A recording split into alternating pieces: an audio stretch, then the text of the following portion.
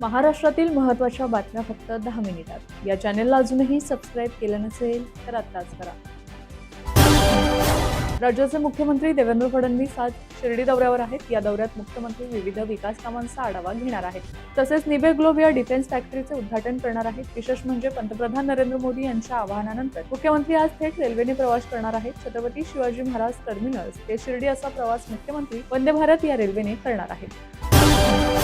पंतप्रधान नरेंद्र मोदी तमाम देशवासियांना आगामी काळात इंधनाचा वापर जपून करण्याचे कळकळीचे आवाहन केल्यानंतर अनेकांना भविष्यातील आर्थिक अरिष्टाची चाहूल लागली होती। ही भीती आता खरी ठरताना दिसत असून पेट्रोल आणि डिझेलच्या दरात आता तिसऱ्यांदा वाढ करण्यात आली आहे। सर्वप्रथम 15 मे रोजी पेट्रोलच्या दरात 3 रुपये आणि डिझेलच्या दरात 3.11 रुपयांनी घसघशीत वाढ करण्यात आली होती। त्याला आता 4 दिवसही उलटले नाहीत। तोच 20 मे रोजी पेट्रोल आणि डिझेलच्या दरात दुसऱ्यांदा वाढ झाली। त्यावेळी पेट्रोलच्या दरात 86 पैसे आणि डिझेलच्या दरात 83 पैशांची वाढ करण्यात आली होती। त्यानंतर शनिवारी सकाळपासून पेट्रोल आणि डिझेलच्या दरात तिसऱ्यांदा वाढ झाली। त्यानुसार पेट्रोलचा प्रति लिटर दर 87 पैसे आणि डिझेलचा प्रति लिटर किंमत 91 पैशांनी वाढल्या आहेत। पुणे महानगरपालिकेच्या स्वीकृत नगरसेवक पदापासून डावलण्यात आल्याने राष्ट्रवादी काँग्रेसचे शहराध्यक्ष सुभाष जगताप यांनी पक्षाविरोधात उघडपणे नाराजी व्यक्त केली होती। मात्र त्यांच्या या नाराजीचा फटका पक्षातील इतर पदाधिकाऱ्यांना बसत असल्याचा आरोप करण्यात आला। याबाबतची तक्रार थेट उपमुख्यमंत्री आणि राष्ट्रवादी काँग्रेसच्या राष्ट्रीय अध्यक्षा सुनेत्रा पवार यांच्याकडे पक्षाचे कार्याध्यक्ष रामदास गाडे पाटील यांनी केली आहे। बंधू अशोक खरात प्रकरणात ईडीने मोठी कारवाई केली आहे। मनी लॉन्ड्रिंग प्रकरणात ईडीने खरातच्या साथीदाराकडून एकाच दिवसात तब्बल 13.15 कोटी रुपये जप्त केले आहेत। खरातच्या साथीदारांची देखील ईडीकडून चौकशी सुरू आहे। परिवहन मंत्री प्रताप सरनाईक यांनी पुन्हा एकदा मराठी मुद्द्यावर आपली भूमिका स्पष्ट केली आहे। अमराठी रिक्षा टॅक्सी चालकांसाठी येत्या 15 ऑगस्ट पर्यंत मराठी भाषा शिकणं सक्तीचं असणार आहे। सरकारकडून 16 ऑगस्ट नंतर संबंधित अमराठी रिक्षा किंवा टॅक्सी चालकांना कोणतीही मुदतवाढ दिली जाणार नसल्याची ठाम भूमिका त्यांनी मांडली आहे। नीट परीक्षेच्या प्रश्नपत्रिका फुटी प्रकरणात सीबीआयने पुण्यात आणखी एक प्राध्यापिकेला शुक्रवारी अटक केली आहे। भौतिकशास्त्राची प्रश्नपत्रिका निवडक विद्यार्थ्यांपर्यंत पोहोचवल्याचा आरोप त्यांच्यावर ठेवण्यात आलाय। सीबीआयने यापूर्वी पुण्यातील शिवाजीनगर येथील मॉडर्न महाविद्यालयातील जीवनशास्त्र विषयातील प्राध्यापिका मनीषा मांढरे यांना देखील अटक केली होती। मुख्यमंत्री देवेंद्र फडणवीस यांनी राज्यातील सर्वच जिल्हा अधिकाऱ्यांना इंधनाच्या साठेबाजीवर बारीक लक्ष ठेवण्याचे निर्देश दिले आहेत। सध्या काही ठिकाणी इंधनाअभावी तणावाची स्थिती निर्माण झाली आहे, पण ती सर्व दूर नाही। सरकारने या प्रकरणी सर्वच जिल्हाधिकाऱ्यांना पेट्रोल, डिझेल, विशेषतः डिझेलच्या वाटपावर जातीने लक्ष घालण्याचे निर्देश दिले आहेत।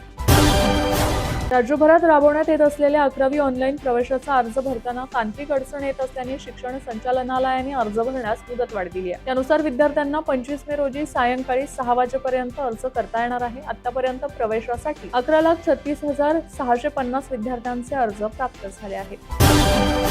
2020 मधील दिल्ली दंगल कारस्थान प्रकरणातील आरोपी उमर खालिद आणि शर्जील इमाम यांचा जामीन अर्ज फेटाळणाऱ्या सर्वोच्च न्यायालयाच्या आधीच्या आदेशाच्या कायदेशीर वैधतेची पडताळणी आता एका मोठ्या खंडपीठामार्फत होणार आहे। सर्वोच्च न्यायालयाच्या 2 वेगवेगळ्या खंडपीठांनी यूएपीए अंतर्गत जामीन देण्याच्या मुद्द्यांवर परस्पर विरोधी निर्णय दिल्यामुळे हा महत्त्वाचा कायदेशीर प्रश्न सोडवण्यासाठी हे प्रकरण मोठ्या खंडपीठाकडे वर्ग करण्यात आले आहे।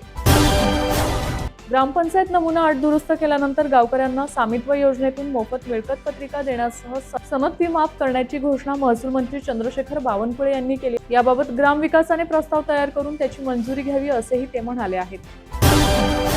कृत्रिम बुद्धिमत्ता हे भविष्यातील परिवर्तनाचे सर्वात प्रभावी माध्यम आहे। जीवनाच्या प्रत्येक क्षेत्रात एआय स्वीकारण्याची आवश्यकता आहे। मुंबई टेक वीक सारख्या उपक्रमांमुळे एआय मधील संधी युवकांपर्यंत पोहोचतील आणि महाराष्ट्र देशातील एआय नवोन्मेषाचे अग्रगण्य केंद्र बनेल असा विश्वास मुख्यमंत्री देवेंद्र फडणवीस यांनी व्यक्त केलाय।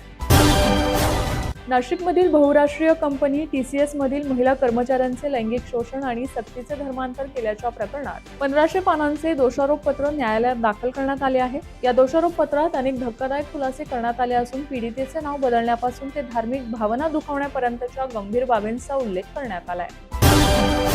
स्वित्झर्लंडमधील दावोस येथील जागतिक आर्थिक परिषदेत झालेल्या कोट्यवधी रुपयांच्या सामंजस्य करारांची प्रत्यक्ष अंमलबजावणी करण्यासाठी मुख्यमंत्री देवेंद्र फडणवीस यांनी ॲक्शन ओरिएंटेड पाऊल उचलले आहे। दावोस कराराअंतर्गत राज्यातील औद्योगिक पायाभूत सुविधा आणि तंत्रज्ञान क्षेत्रातील प्रकल्पांना गती देण्यासाठी प्रशासकीय यंत्रणेला थेट उत्तरदायी करण्यात आले आहे। या प्रकल्पांच्या अंमलबजावणीवर चोख देखरेख ठेवण्यासाठी MIDC उद्योग संचालनालय आणि मंत्रालयातील 10 प्रमुख वरिष्ठ अधिकाऱ्यांची विशेष नियुक्ती करण्यात येणार असून त्यांच्यावर प्रत्येकी 10 महत्त्वाचे प्रकल्प वेळेत पूर्ण करण्याची वैयक्तिक जबाबदारी सोपवण्याचे महत्त्वपूर्ण निर्देश मुख्यमंत्री देवेंद्र फडणवीस यांनी दिले आहेत.